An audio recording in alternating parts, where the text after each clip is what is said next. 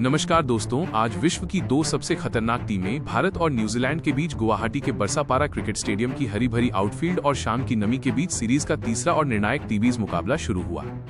जहां न्यूजीलैंड के कप्तान मिचेल सटनर ने टॉस जीतकर पहले गेंदबाजी करने का फैसला किया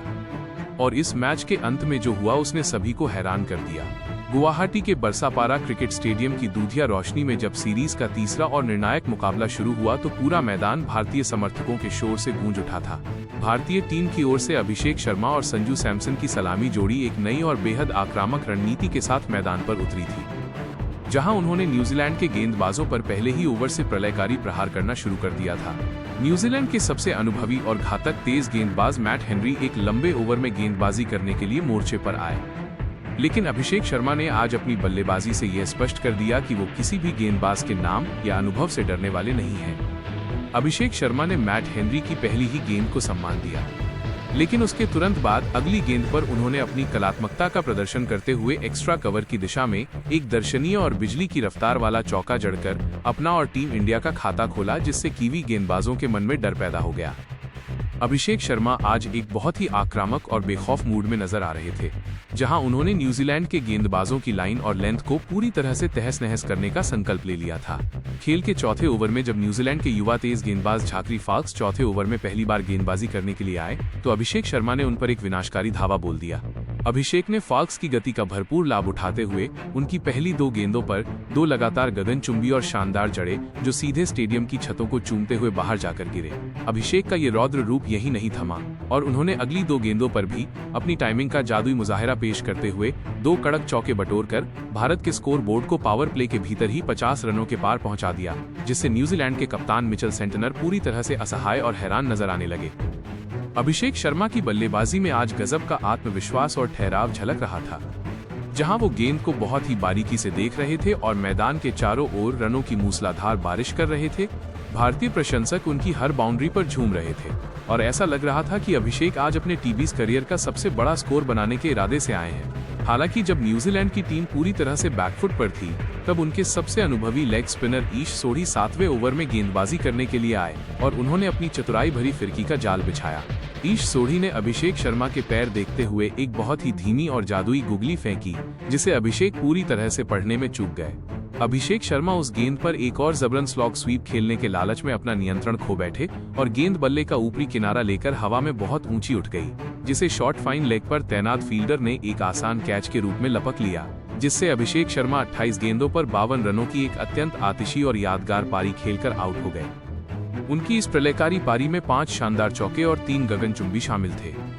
अभिषेक के इस विकेट ने न्यूजीलैंड को बहुत बड़ी राहत दी, लेकिन जाने से पहले वो भारत को एक ऐसी विस्फोटक और मजबूत शुरुआत दिला चुके थे जिसने विशाल स्कोर की नींव रख दी थी। पूरा स्टेडियम अब अभिषेक शर्मा की इस निडर बल्लेबाजी के सम्मान में खड़े होकर तालियों की गड़गड़ाहट के साथ उनका अभिवादन कर रहा था, क्योंकि उन्होंने भारतीय पारी को वो गति प्रदान की जिसकी गुवाहाटी के इस मैदान पर सख्त जरूरत थी।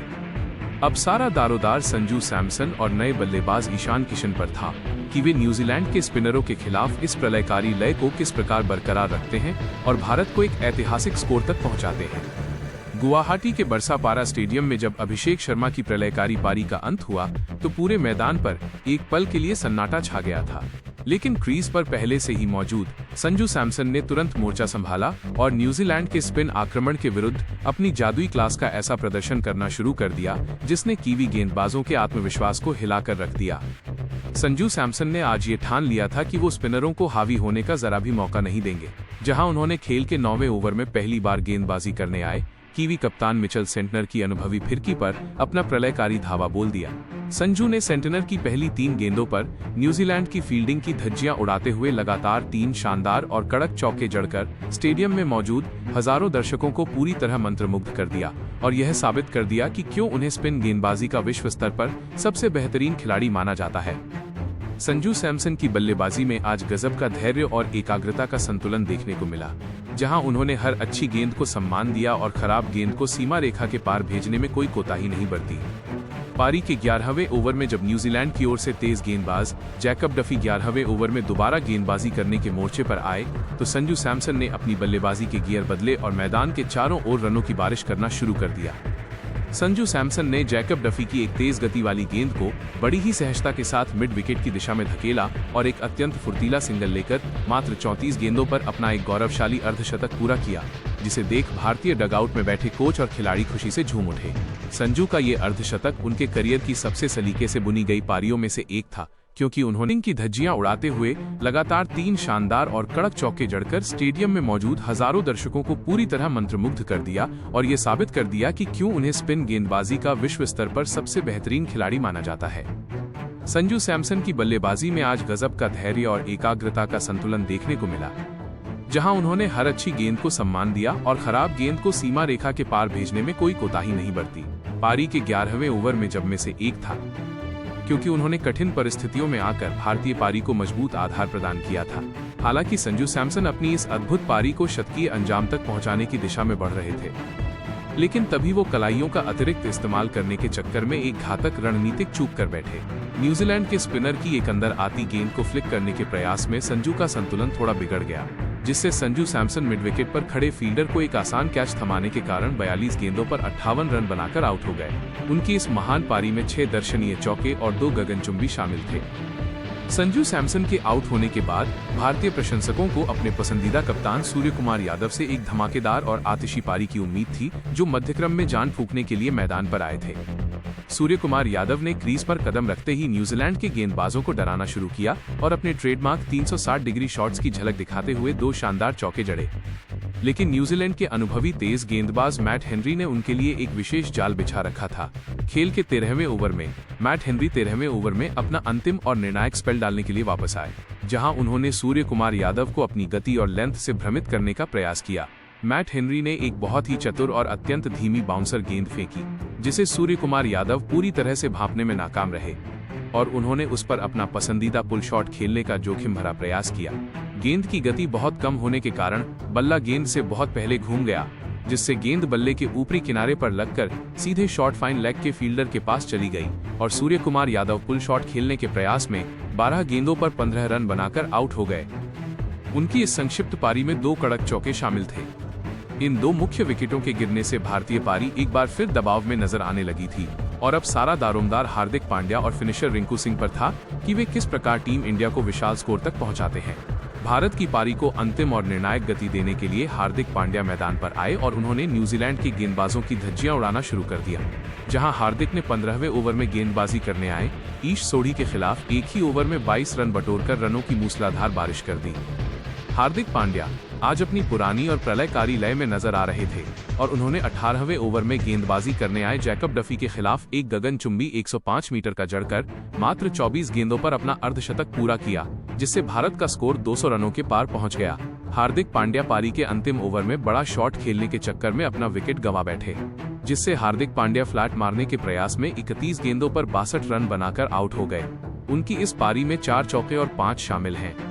भारतीय टीम ने निर्धारित 20 ओवरों के खेल में 5 विकेट के नुकसान पर 228 रनों का एक विशाल और हिमालय जैसा स्कोर खड़ा किया, जहां रिंकू सिंह 12 गेंदों पर 26 रन पर नाबाद लौटे और उनके साथ शिवम दुबे 4 रन पर नाबाद क्रीज पर मौजूद थे। गुवाहाटी के बरसापारा क्रिकेट स्टेडियम की सपाट पिच पर जब न्यूजीलैंड की टीम 229 रनों के हिमालय जैसे लक्ष्य का पीछा करने मैदान पर उतरी, तो पूरे स्टेडियम में भारतीय समर्थकों की गर्जना सुनाई दे रही थी। लेकिन कीवी सलामी बल्लेबाजों डेविन कॉनवे और टिम सीफर्ट ने अपनी आतिशी बल्लेबाजी से कुछ ही पलों में उस शोर को सन्नाटे में बदल दिया। न्यूजीलैंड की शुरुआत आज किसी ज्वालामुखी के फटने जैसी थी, जहां डेविन कॉनवे और टिम सीफर्ट ने भारतीय तेज गेंदबाजों के विरुद्ध एक प्रलयकारी और बेखौफ आक्रमण शुरू किया, जिसके बारे में शायद कप्तान सूर्य कुमार यादव ने भी कल्पना नहीं की होगी। खेल के पहले ही ओवर से अर्शदीप सिंह और हर्षित राणा की गेंदों पर न्यूजीलैंड के सलामी बल्लेबाजों ने मैदान के हर कोने में बाउंड्री की ऐसी मूसलाधार बारिश की कि गेंदबाज पूरी तरह से दिशाहीन नजर आने लगे। जहां मात्र 6 ओवरों के पावर प्ले की समाप्ति के बाद न्यूजीलैंड का स्कोर बिना किसी नुकसान के 82 रनों के अत्यंत विशाल आंकड़े तक पहुंच गया था। डेविन कॉनवे अपनी क्लासिक बल्लेबाजी से भारतीय आक्रमण की धज्जियां उड़ा रहे थे और ऐसा प्रतीत हो रहा था कि न्यूजीलैंड इस ऐतिहासिक लक्ष्य को बहुत ही आसानी से और समय से पहले ही हासिल कर लेगा। टिम सीफर्ट आज एक अलग ही विनाशकारी लय में नजर आ रहे थे और उन्होंने अर्शदीप सिंह की गति का बखूबी इस्तेमाल करते हुए विकेटकीपर के पीछे कई सनसनीखेज स्कूप शॉट खेलकर भारतीय फील्डरों को असहाय कर दिया था। रनों की इस बेकाबू रफ्तार को देखकर भारतीय प्रशंसक सन्न रह गए थे, क्योंकि न्यूजीलैंड का हर बल्लेबाज गेंद को सीमा रेखा के बाहर भेजने के इरादे से ही क्रीज पर खड़ा था। सूर्यकुमार यादव ने रनों के इस बहाव को रोकने के लिए अपनी सबसे बड़ी उम्मीद जादुई स्पिनर वरुण चक्रवर्ती को मोर्चे पर लगाया, जो खेल के 8वें ओवर में गेंदबाजी करने के लिए आए और उन्होंने अपनी रहस्यमयी फिरकी का ऐसा जाल बिछाया जिसने भारत को बहुप्रतीक्षित पहली सफलता दिलाई। वरुण ने अपनी पहली 3 गेंदों पर टिम सीफर्ट को छकाया और फिर एक बहुत ही चतुर गुगली यानी रॉन्ग वन फेंकी। इसे सीफर्ट पढ़ने में पूरी तरह नाकाम रहे। टीम सीफर्ट उस गेंद पर एक और जबरन रिवर्स स्वीप खेलने के जोखिम भरा प्रयास में अपना नियंत्रण खो बैठे और गेंद सीधे उनके स्टंप से जा टकराई, जिससे टीम सीफर्ट 22 गेंदों पर 45 रनों की एक तूफानी पारी खेलकर आउट हो गए। उनकी इस पारी में 7 कड़क चौके और 2 गगनचुंबी शामिल थे। गुवाहाटी के बरसापारा स्टेडियम की उस सपाट और बल्लेबाजी के लिए अनुकूल पिच पर जब टीम सीफर्ट का विकेट गिरा तो भारतीय प्रशंसकों को लगा कि शायद अब रनों की रफ्तार पर अंकुश लगेगा, लेकिन प्रतिभाशाली रचिन रविंद्र ने क्रीज पर कदम रखते ही न्यूजीलैंड की पारी के उस आक्रामक रुख को जरा भी धीमा नहीं होने दिया और भारतीय आक्रमण पर जवाबी हमला जारी रखा। रचिन रविंद्र और डेविन कॉनवे की इन दोनों बाएं हाथ के बल्लेबाजों की जोड़ी ने मिलकर भारतीय स्पिनरों के विरुद्ध एक बेहद चतुर और विनाशकारी मोर्चा खोल दिया, जहां उन्होंने मैदान के गैप्स का इतनी चतुराई से इस्तेमाल किया कि भारतीय कप्तान सूर्यकुमार यादव के पास फील्डिंग में बदलाव करने का कोई विकल्प ही नहीं बचा।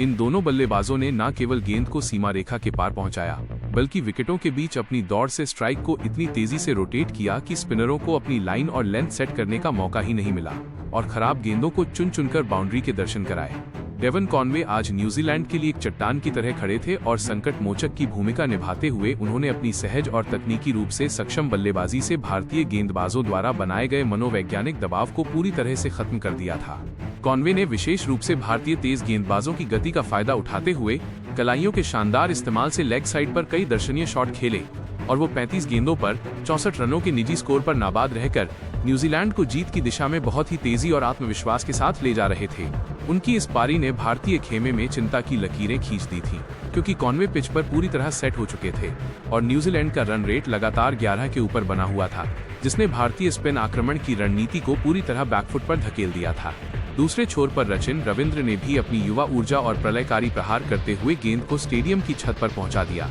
जिससे मुकाबला पूरी तरह से न्यूजीलैंड के पक्ष में झुकता हुआ नजर आने लगा। अर्शदीप सिंह पर दबाव साफ दिख रहा था, लेकिन उन्होंने एक अनुभवी योद्धा की तरह तुरंत अपनी रणनीति बदली और ओवर की अंतिम गेंद पर एक ऐसी अचूक और घातक यॉर्कर फेंकी जिसने ग्लेन फिलिप्स के स्टंप्स बिखेर दिए, जिससे ग्लेन फिलिप्स बोल्ड होने के कारण 26 गेंदों पर 54 रनों की एक विनाशकारी पारी खेलकर आउट हो गए। उनकी इस साहसी पारी में 3 दर्शनीय चौके और 5 गगनचुंबी शामिल थे। ग्लेन फिलिप्स के इस महत्वपूर्ण विकेट ने भारतीय टीम के लिए जीत के द्वार फिर से खोल दिए थे, लेकिन न्यूजीलैंड के मार्क चैपमैन अब भी क्रीज पर मौजूद थे, जो किसी भी समय मैच का रुख पलट सकते थे। न्यूजीलैंड को अब अंतिम 6 गेंदों पर जीत के लिए 15 रनों की सख्त जरूरत थी और पूरे स्टेडियम में सांसें थाम देने वाला सन्नाटा पसर गया था। जब कप्तान सूर्यकुमार यादव ने गेंद अनुभवी और जादुई स्पिनर वरुण चक्रवर्ती को थमाई, जो पारी के अंतिम और 20वें ओवर में गेंदबाजी करने के लिए आए थे। वरुण चक्रवर्ती ने अपनी रहस्यमयी फिरकी का ऐसा जादुई नियंत्रण दिखाया कि न्यूजीलैंड के बल्लेबाज पहली 3 गेंदों पर केवल सिंगल ही ले सके और चौथी गेंद पर वरुण ने एक शानदार डॉट गेंद निकालकर भारत की जीत लगभग सुनिश्चित कर दी। मुकाबले की अंतिम और सबसे निर्णायक गेंद पर न्यूजीलैंड को जीत के लिए 5 रनों की एक अत्यंत कठिन दरकार थी और मार्क चैपमैन के पास जड़कर इतिहास रचने का एक सुनहरा मौका था। वरुण चक्रवर्ती ने अपनी अंतिम गेंद एक बहुत ही सटीक और नीची रहती हुई कैरम बॉल फेंकी, जिस पर मार्क चैपमैन ने अपनी पूरी ताकत झोंकते हुए एक कड़क शॉट खेला, लेकिन वो गेंद को हवाई रास्ता देने में विफल रहे, जिससे गेंद केवल बाउंड्री के बाहर चौके के लिए ही जा सकी। न्यूजीलैंड की टीम निर्धारित 20 ओवरों के अंत में 5 विकेट के नुकसान पर 227 रनों के स्कोर तक ही पहुंच सकी और न्यूजीलैंड इस ऐतिहासिक मुकाबले को मात्र 1 रन के मामूली और हृदय विदारक अंतर से हार गई। भारतीय टीम ने इस सांस रोक देने वाले और रोंगटे खड़े कर देने वाले मुकाबले को जीतकर 5 मैचों की इस हाई प्रोफाइल टीबी सीरीज में 3-0 की एक अजय और मनोवैज्ञानिक बढ़त बना ली है।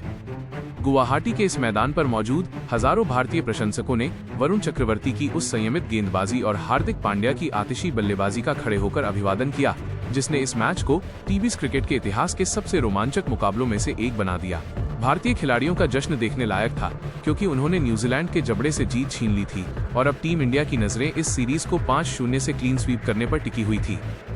तो दोस्तों, आपके हिसाब से भारत की इस शानदार जीत का असली हीरो कौन रहा? अपनी कीमती राय हमें कमेंट बॉक्स में जरूर बताएं।